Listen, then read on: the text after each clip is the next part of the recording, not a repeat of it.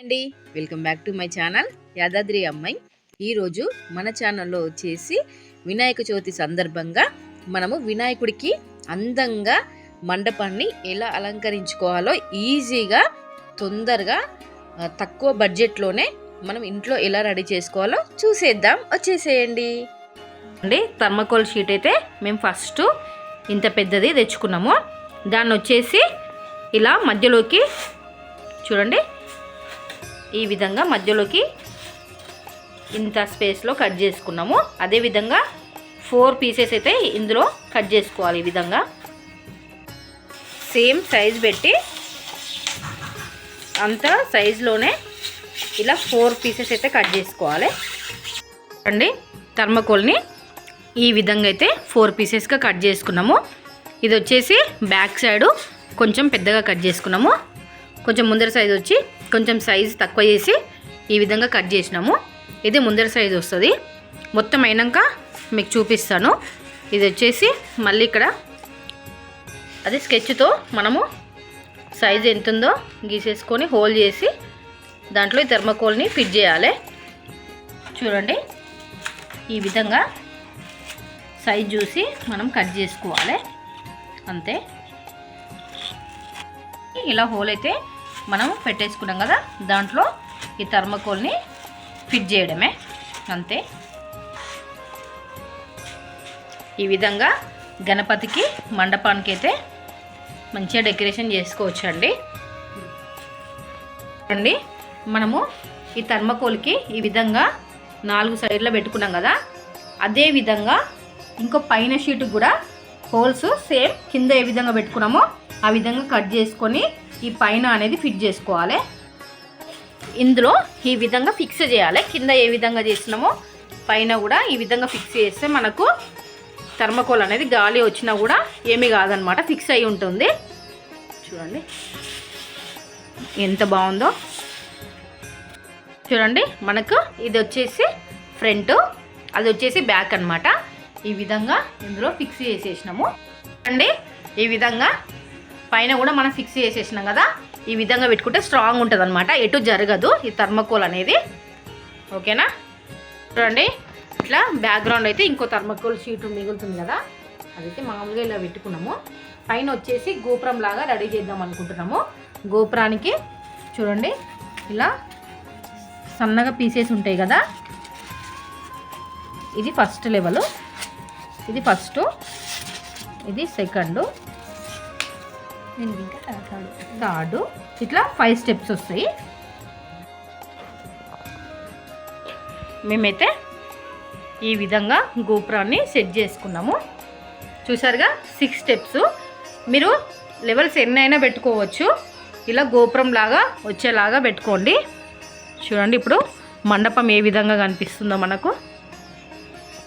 మీకు ఎంత చిన్నగా కావాలంటే అంత చిన్నగా స్టెప్ వైజ్గా ఇలా కట్ చేసుకుంటూ సైజులు పెట్టుకోవచ్చు. చూడండి, ఇది వచ్చేసి మనము వినాయకుడి పెట్టుకోవడానికి లోటస్ అయితే రెడీ చేస్తున్నాము. ఈ లోటస్ అనేది మనకి నోట్బుక్ అట్ట ఉంటుంది కదా, ఈ అట్టని ఇలా ప్లేట్తో పెట్టుకొని రౌండ్గా కట్ చేసుకున్నాము. ఇవి వచ్చేసి మనకు లోటస్వి రెక్కలు అనమాట, అంటే ఆకులు ఉంటాయి కదా. సో ఆకులు గ్రీన్ కలర్ ఉన్నాయని మేము ఫస్ట్ అయితే ఇలా కలర్స్ పేపర్స్ తెచ్చుకున్నాము. ఇందులో గ్రీన్ అయితే చూడండి ఈ విధంగా స్కెచ్తో ఆకులాగా డిజైన్ తీసుకొని ఇలా కత్తెరతో అయితే కట్ చేసుకుంటున్నాము. షేపు చూడండి ఆకులాగా వచ్చింది. చూడండి, మేము ఇప్పుడు ఇదంతా మనము థర్మాకోల్తో చేసుకున్నాం కదా, ఇవైతే పూసలు వచ్చి మా ఇంట్లో ఉన్నాయి. చూడండి, ఈ పూసలన్నీ మేము ఈ విధంగా దారంతో అన్నీ అల్లుకొని ఈ విధంగా అయితే పెట్టుకున్నాము. చూడండి ఎంత బాగా కనిపిస్తుందో. మీరు ఇక్కడ పూసల ప్లేస్లో గులాబీ పూలు ఉంటాయి కదా, సేమ్ ఇలానే గులాబీ పూలైనా మొగ్గలు ఉంటాయి కదా, మొగ్గలైనా పెట్టుకోవచ్చు. పూలు అయితే మరీ ఎక్కువ కనిపిస్తుంది. ఒక వరుస గులాబీ, ఒక వరుస చామంతి, ఒక వరుస తెల్ల చామంతి, అట్లా కలర్ పూలు కూడా ఈ విధంగా మీరు పెట్టుకోవచ్చు, ఇంకా బాగా కనిపిస్తుంది. మేమైతే ఈ విధంగా చేసినాము.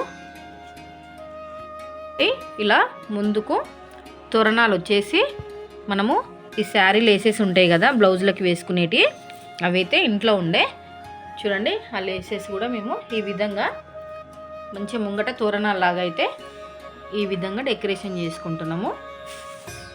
చూడండి ఈ మిడిల్లో అయితే మనము థ్రెడ్డింగ్తో చేసుకున్న కమ్మ బుట్ట ఉంటుంది కదా, అది కూడా మిడిల్లో పెట్టుకున్నాము. చూడండి ఎంత బాగా అనిపిస్తుందో. ఇప్పుడు సింపుల్గా ఈ విధంగా మీ వినాయకుడి మండపము మనకు ఇంట్లోనే సింపుల్గా రెడీ చేసుకోవచ్చు అండి. ఈ విధంగా చైన్స్ అయితే మనం వేసుకున్నాం కదా. నెక్స్ట్ వచ్చేసి ముంగట మనకు స్టంబల్లాగా ఉన్నాయి కదా, వీటికి వచ్చేసి ఇలా గ్రీన్ ఆకులు అంటే ఏవైనా సరే గ్రీన్వి ఈ విధంగా అయితే మేము డబల్ స్టిక్ వేసుకొని పెట్టినాం అన్నమాట. చూడండి అలాగే మనకి కలర్ పేపర్స్ మామూలుగా ఏ స్టోర్లో అయినా దొరుకుతాయి కదా, అవి వచ్చేసి ఈ విధంగా ఫ్లవర్స్ లాగా కట్ చేసుకొని ఈ విధంగా ఫ్లవర్స్ లాగా చేసుకున్నాం అన్నమాట. ఇవి వచ్చేసి ప్లాస్టిక్ ఫ్లవర్స్ ఈ విధంగా మధ్య మధ్యలో వస్తాయి. మీకు మొత్తం అయిపోయాక ఏ విధంగా వస్తుందో చూపిస్తాను. చూడండి పైన గోపురానికి అయితే మేము ఈ విధంగా స్టెప్స్ కట్ చేసుకున్నాం కదా, ఇలా స్టిక్ అయితే చేసుకుంటున్నాము గమ్ముతో. ఇవి పెట్టేసి దీని సైజు ఈ విధంగా అంటించేసేయాలి. ఈ విధంగా మనము స్టిక్ చేసి అంటించేసేయాలన్నమాట. కొంచెం స్టిఫ్గా ఉంటుంది కదలకుండా. వినాయకుడిని కూర్చోబెట్టడానికి అయితే ఈ విధంగా లోటస్ చేస్తున్నాము. ఇది వచ్చేసి గ్రీన్ కలర్ పేపర్ ఉంటుంది కదా, అదైతే మనము లోటస్కి ఆకులాగా పెట్టినాము. ఇది వచ్చేసి ఈ విధంగా ఫ్లవర్స్ లాగా వస్తుంది అనమాట. ఈ విధంగా వచ్చినాక ఈ మధ్యలో వినాయకుడు అనేది వస్తుంది. ఓకేనా, మొత్తం పెట్టినాక చూపిస్తాను. లోటస్ అయితే మనకి ఈ విధంగా రెడీ అయింది. ఈ పింక్ వచ్చేసి 2 స్టెప్స్ అనేది పెట్టుకున్నాం అనమాట. చూడండి ఇప్పుడు ఇందులో లోటస్ని పెట్టి ఈ మధ్యలో ఉంది కదా, అందులో మనకు వినాయకుడు అయితే వస్తాడనమాట. ఈ విధంగా మనకు గణపతి మండపం అయితే ఈజీగా ఇంట్లోనే చేసుకోవచ్చు. మనకు ఖర్చు కూడా ఎక్కువ ఏమి ఉండదండి. ఓకేనా, ఎంత బాగా అనిపిస్తుందో. సింపుల్గా ఈజీగా చేసుకోవచ్చు. చూసారు కదండి మన వినాయక మండపము ఎంత అందంగా ఉందో. ఇంట్లోనే ఎంత ఈజీగా మన చేతులతో మనమే రెడీ చేసుకోవచ్చు అండి. ఓకేనా, వీడియో కనుక నచ్చినట్టయితే ప్లీజ్ లైక్, షేర్, సబ్స్క్రైబ్ చేసుకోండి. బాయ్.